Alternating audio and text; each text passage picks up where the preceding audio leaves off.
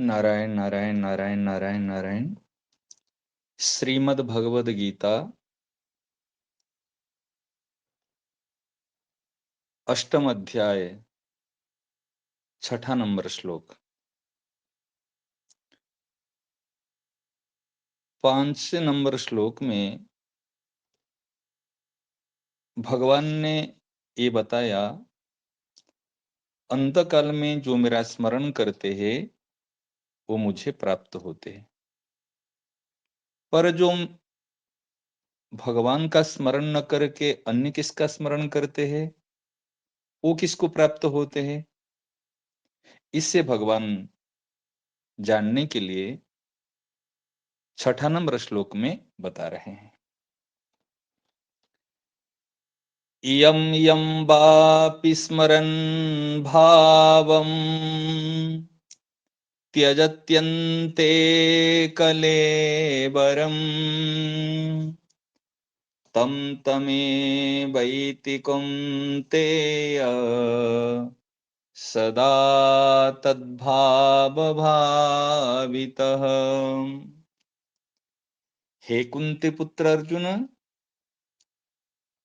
अंते अर्थात अंत काल में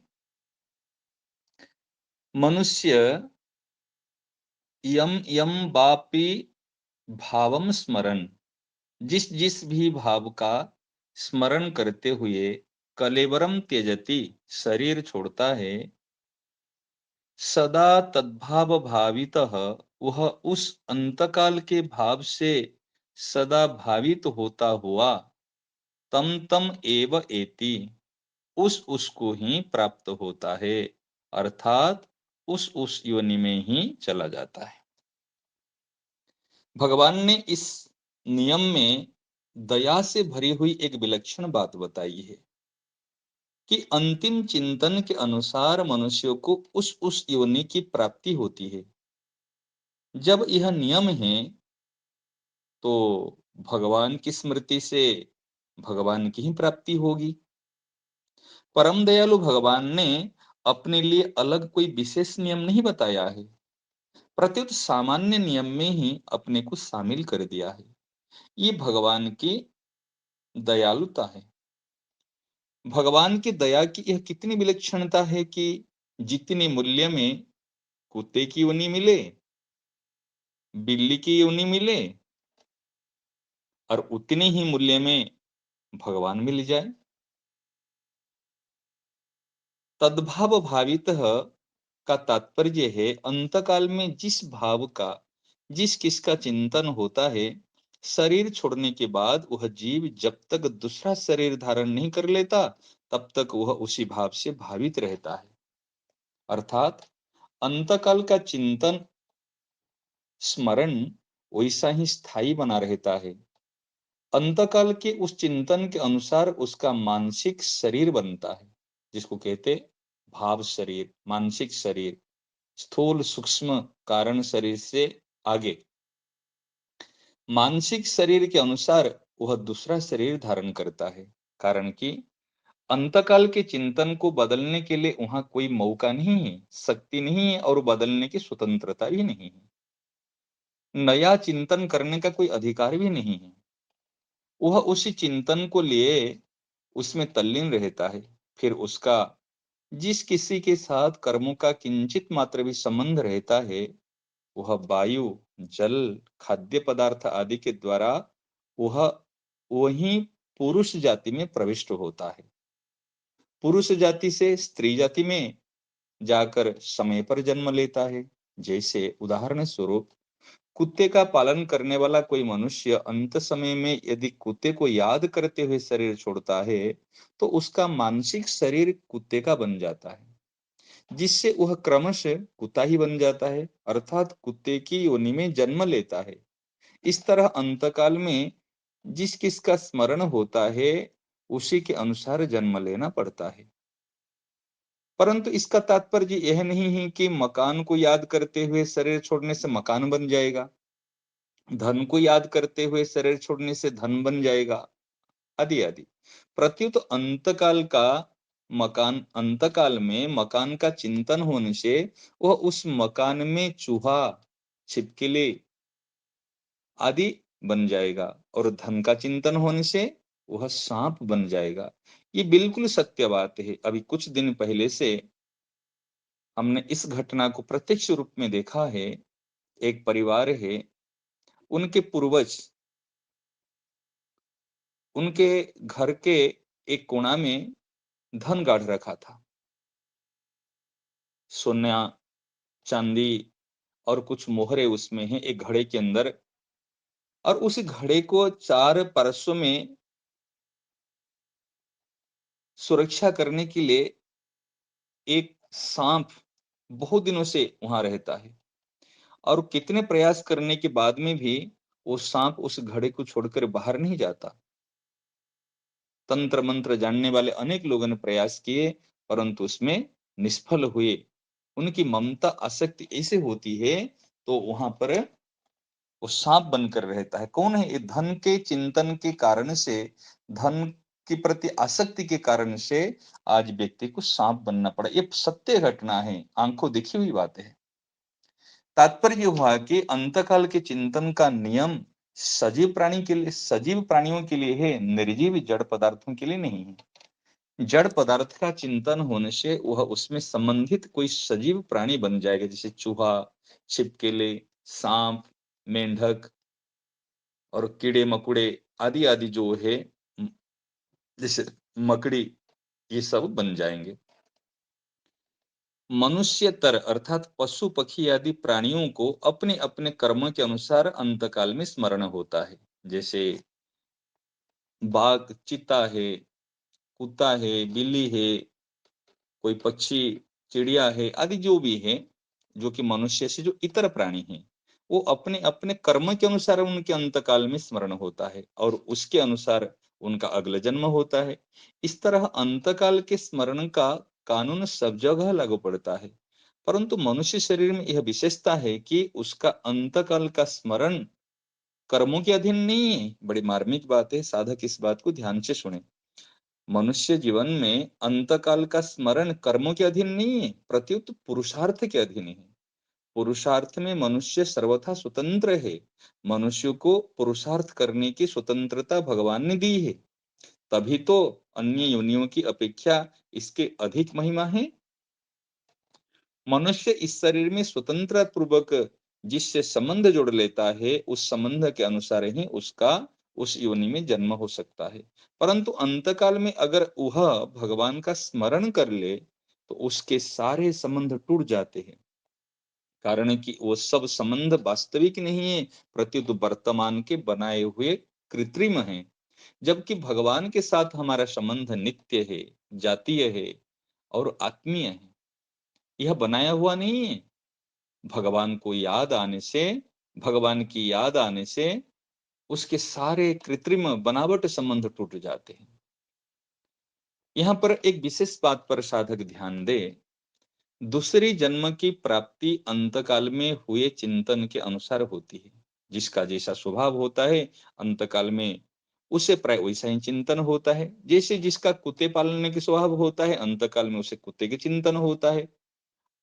जैसे आकाशवाणी केंद्र के द्वारा प्रसारित विशेष शक्ति युक्त ध्वनि की तरह सब जगह फैल जाती है, फैल जाता है।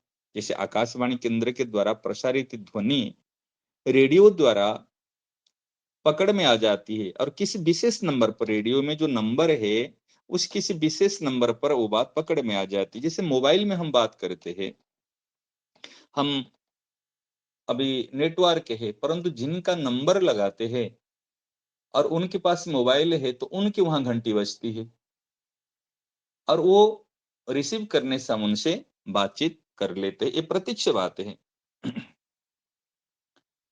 इस प्रकार इस प्रकार अंतकालीन समय में कुत्ते का चिंतन संबंधित कुत्ते के द्वारा, जिसके साथ कोई ऋणानुबंध अथवा कर्मों आदि का कोई ना कोई संबंध है, वो पकड़ में आ जाता है। फिर जीव सूक्ष्म और कारण शरीर के साथ लिए अंत अर्थात जल, वायु आदि के द्वारा उस कुत्ते में प्रविष्ट हो जाता है। कुतिया में प्रविष्ट होकर गर्भ बन जाता है और निश्चित रूप से कुत्ते का शरीर से जन्म लेता है। अंतकालीन चिंतन और उसके अनुसार गति को एक दृष्टांत के माध्यम से, एक उदाहरण के माध्यम से समझा जा सकता है। उदाहरण है, एक आदमी फोटो खिंचवाने गया, स्टूडियो में गया और वह फोटो खिंचवाने बैठा, तब फोटोग्राफर ने उसे 1 2 3 रेडी कह के उनको सावधान कराया। उस समय में वो बिल्कुल ठीक से तैयार बैठा हुआ है। उस समय में वो आदमी की नाक पर एक मक्खी बैठी गई। हाथ से मक्खी को भगाना ठीक नहीं समझकर वो व्यक्ति ने उन्होंने अपनी नाक को सिकोड़ा। ठीक उस समय उसकी फोटो खींच गई और उस आदमी ने फोटोग्राफर से फोटो मांगी, तो उसने कहा कि अभी फोटो का प्रत्यक्ष रूप में आने में कुछ समय लगेगा, आप 2 दिन के बाद में फोटो ले जाना। वह दिन आने पर 2 दिन के बाद में फोटोग्राफर ने उसे फोटो दिखाई, तो उस व्यक्ति ने उनके पर नाराज हो गया, क्योंकि उनकी फोटो भद्दे रूप, फोटो की जो नाक सिकुड़े हुए भद्दे रूप को देखकर वह आदमी नाराज हो गया। तुमने फोटो बिगाड़ दी। फोटोग्राफर ने कहा कि इसमें मेरी क्या गलती है? फोटो खींचते समय आपने जैसे आकृति बनाई है थी वैसे ही फोटो में आ गई। अब तो फोटो में परिवर्तन नहीं हो सकता। इस तरह अंत काल में मनुष्य का जैसा चिंतन होगा वैसे ही योनि उसको प्राप्त होगी। फोटो खींचने का समय तो पहले से मालूम होता है, पर मृत्यु कब आ जाए इसका हमें कुछ पता नहीं रहता। इसलिए अपने स्वभाव चिंतन को निर्मल बनाए रखते हुए हर समय सावधान रहना चाहिए और सावधान रखना चाहिए, भगवान का नित्य निरंतर स्मरण बना रहे। अंतकालीन गति के नियम में भगवान की न्यायकारिता और दयालुता, ये दोनों ही भरी हुई है। क्या है? साधारण दृष्टि से जो न्याय और दया दोनों परस्पर विरुद्ध मालूम देते हैं। अगर न्याय करेंगे तो दया सिद्ध नहीं होगी और दया करेंगे तो न्याय सिद्ध नहीं होगा। कारण है कि न्याय में ठीक ठीक निर्णय होता है, छूट नहीं होती, और दया में छूट होती है। परंतु वास्तव में यहाँ विरोध सामान्य और क्रूर पुरुष के बनाए हुए न्याय में ही आ सकता है, भगवान के बनाए हुए न्याय में नहीं। क्योंकि भगवान परम दयालु है, प्राणी मात्र के सुहृद है, सुहृदम सर्वभूतानाम। मनुष्य अंतकाल में जैसा स्मरण करता है उसके अनुसार उसकी गति होती है। अगर कोई कुत्ते का चिंतन करते हुए मरता है, क्रमशः कुत्ता ही बन जाता है। भगवान का मनुष्य मात्र के प्रति लागू होने वाला न्याय हुआ, क्योंकि भगवान ने मनुष्य मात्र को यह स्वतंत्रता दी है कि वह चाहे मेरा अर्थात भगवान का स्मरण करे, चाहे अन्य का स्मरण करे। इसलिए यह भगवान का न्याय है। जितने मूल्य में कुत्ते की, बिल्ली की योनि मिले और उतनी ही मूल्य में भगवान मिल जाए, ये कितनी भगवान की कितने बड़ा न्याय है। यह मनुष्य मात्र के प्रति, हाँ, यह न्याय है। जितने जितने मूल्य में कुत्ते की योनि मिले और उतने मूल्य में भगवान भगवान मिल जाए, ये न्याय नहीं, ये भगवान की दया है। यह मनुष्य मात्र के प्रति भगवान की दया है। अगर मनुष्य भगवान की इस न्यायकारिता और दयालुता की तरफ ख्याल करे तो उसका भगवान में आकर्षण हो जाएगा। 7वां अध्याय की 21 नंबर श्लोक में भगवान ने यो यो याम याम तनु भक्त पद से उपासना के विषय में मनुष्य की स्वतंत्रता बताई थी। अब इस श्लोक में 6 नंबर श्लोक में भगवान ने गति के विषय में मनुष्य की स्वतंत्रता बताई है। तात्पर्य क्या निकला? बहुत मार्मिक बात है। अपनी उपासना और गति के विषय में मनुष्य स्वतंत्र है। रामचरितमानस में उत्तरकांड में बात आई है, नर तन सम नहीं कवन यो देही, जीव चराचर जाचत देखते ही। नरक स्वर्ग अपवर्ग निसेनी, ज्ञान विराग भगति शुभ देनी। ये मनुष्य शरीर नरक स्वर्ग अपवर्ग मुक्ति के सीढ़ी है। ज्ञान विराग भक्ति शुभ देनी, ये ज्ञान वैराग्य भक्ति इस शरीर से प्राप्त हो सकती है। और उसमें भगवान अपने दयालु स्वभाव के कारण बाधक नहीं बनते, प्रत्युत उसके सहायक बनते हैं। मनुष्य ही मिली हुई स्वतंत्रता का दुरुपयोग करके दुर्गति में चला जाता है। मनुष्य अंतकाल में जैसा चिंतन करता है वैसा ही उसकी गति होती है। इस विषय में एक श्लोक आता है, वासना यस्य यत्र स्यात् सतम स्वप्ने सुपश्यति स्वप्नवत् मरणे ज्ञेयम वासना तु वपुर्नृणाम। जिस मनुष्य की जहां वासना होती है उस वासना के अनुरूप वो स्वप्न देखता है। यदि हम स्वप्न देखते, जो वासना होती उसी स्वप्न देखते, स्वप्न के समान ही मरण होता है और वासना के अनुरूप ही अंत समय में चिंतन होता है और उस चिंतन के अनुसार ही मनुष्य की गति होती है। तात्पर्य क्या निकला कि मृत्यु काल में हम जैसा चाहे वैसा चिंतन नहीं कर सकते, प्रति तो हमारे भीतर जैसी वासनाएं होगी वैसे ही चिंतन स्वतः होगा और उसके अनुसार ही गति होगी। जिस वस्तु को हम सत्ता और महत्ता देते उससे संबंध जुड़ जाता है और उससे सुख लेते हैं, उसी की वासना बनती है। अगर संसार में सद्बुद्धि न हो तो संसार की वासना नहीं बनेगी। अगर संसार में सुख बुद्धि न हो तो संसार की वासना नहीं बनेगी। वासना न बनने पर मृत्यु काल में जो भी चिंतन होगा भगवान का ही चिंतन होगा, क्योंकि सिद्धांत से सब कुछ भगवान ही है, वासुदेव सर्वम। जिस तरह सृष्टि सुई की पीछे पीछे उसी मार्ग से धागा जाता है, उस तरह मनुष्य भी अंतकाल के भाव के अनुसार उसे उसी गति में जाता है। तो इससे साधक को सावधान रहना चाहिए।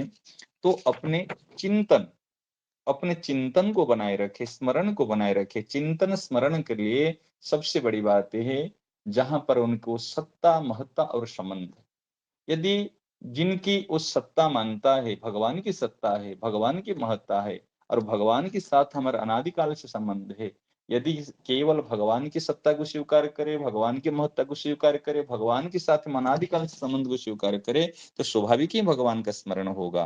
तो भगवान का स्मरण होने से हम भगवान को ही प्राप्त करेंगे। यदि हम दूसरे की सत्ता महत्ता दे के संबंध जुड़ जाते हैं तो फिर चिंतन से फिर दूसरे की प्राप्ति होती है। इसलिए हमारे जो भगवान के द्वारा जो मिली हुई स्वतंत्रता को हम सदुपयोग करें, इसका दुरुपयोग ना करें। नारायण।